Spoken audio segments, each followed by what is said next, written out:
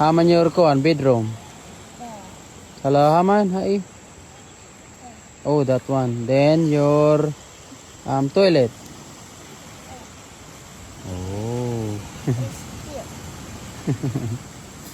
And then is your Habang wala nga itong si Andy sa Siargao, ay dinala naman ni Pilmar Alipayo ang kanyang mga anak na si Lilaw at Kowa sa norte. Nagbahagi nga ng video at mga larawan itong si Pilmar Alipayo ng ilang kaganapan nila ng kanyang mga anak na si Lilaw at Kowa dito. Makikita nga itong si Lilaw na naglaralo sa buhanginan. Sa video nga ay tinatanong ni Pilmar Alipayo kung nasaan ang kwarto at ilan ang bedroom ng ginawang bahay-bahayan ni Lilaw. Habang tinatanong nga ni Pilmar Alipayo ang kanyang anak na si Lilaw, ay sinasagot naman ito ni Lilaw. Gumawa nga ng kunwaring bahay-bahayan itong si Lilaw dito sa buhangin. Haman your kuan bedroom. Hello, Haman, hi.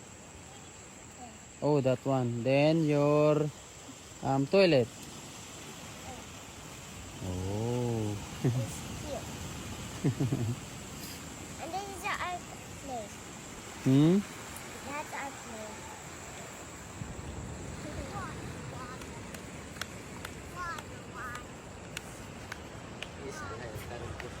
Lahi raton isa. Ang bunsong anak naman ni Pilmar Alipayo na si Kowa ay tuwang-tuwa nang makakita ng manok dito. Paggising nga ni Kowa ay agad siyang pumunta sa bakuran at nasilip nga agad nito ang mga manok na nandito.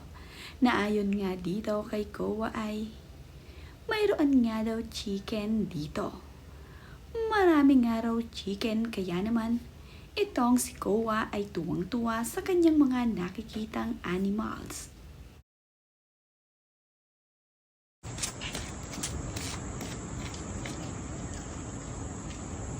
Chicken.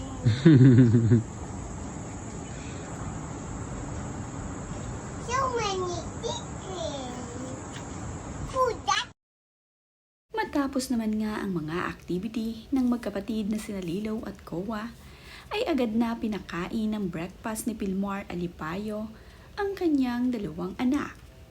Makikita nga dito na kumakain na ngang mag-isa itong si Lilaw at itong si Kowa. Wala namang problema itong si Pilmar Alipayo pagdating sa pagpapakain sa kanyang mga anak. Independent na nga ang mga ito at sanay na nga silang sumubong mag-isa. Mayroon ding kasama ng mga bata itong si Pilmar Alipayo. Ang ilan nga sa mga ito ay kasama rin ng kanyang mga kasamahan at kaibigan. Nandito rin ang kanyang kaibigan na si Jolan.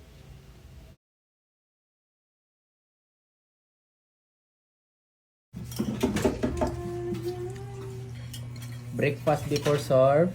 Pagkamanggap, makakumangga, no? Kaya naman dito pa ako. Na, Mok may mo bata. Transfer ko dire sa Burgos. Pancake Lilaw. Ibinahagi din ni Pilmar Alipayo ang kanilang masarap na dinner. Hindi naman mawawala sa kanilang putahe ang kilaw. Mayroon din ngang watermelon pinirito at mayroon din silang mga hotdog para dito sa mga bata. Problema. Yan eh. Pang ka watermelon?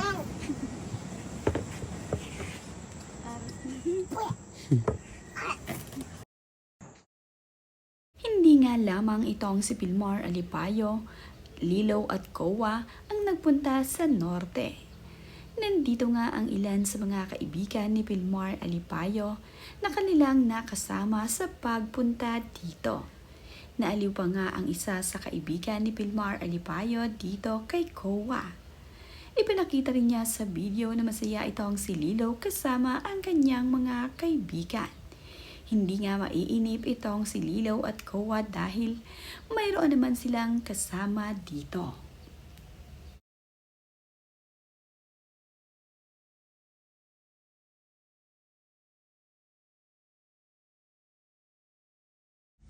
What is it? A rainbow. Picture the rainbow, I said. Aman. Dad. Yay! Let's show it to mommy. Later. That's so cool. Rainbow. If people is jumping in. Sobrang natuwa naman nga ang magkapatid na si Lilaw at Kowa nang makakita sila ng rainbow. Hindi nga madalas makakita ng rainbow ang dalawang bata kaya naman nang makakita sila ay tuwang-tuwa ito. Nakakatuwa nga ang naging reaksyon ni Lilaw at Kowa sa rainbow na nakita. Bagong gising nga lamang nito itong magkapatid at dinala nga agad ni Pilmar Alipayo ang dalawa sa tabing dagat.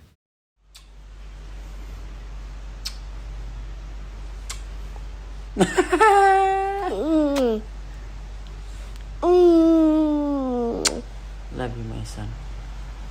I love you, my son. Love you, Papa. Napakalambing naman nga nitong si Kowa sa kanyang Papa Pilmar. Kapag nga ito ay nagpapaantok ay sumasakay ito sa dibdib ng kanyang papa.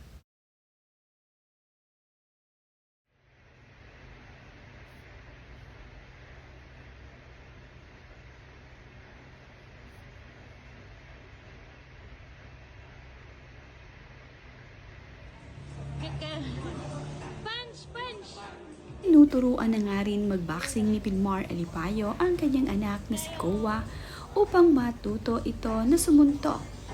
Para din masanay at matuto ang mga kamay ni Kowa, bata pa nga lamang ay pinapractice na niya ang kanyang anak upang maging matatag at malakas ang katawan nito.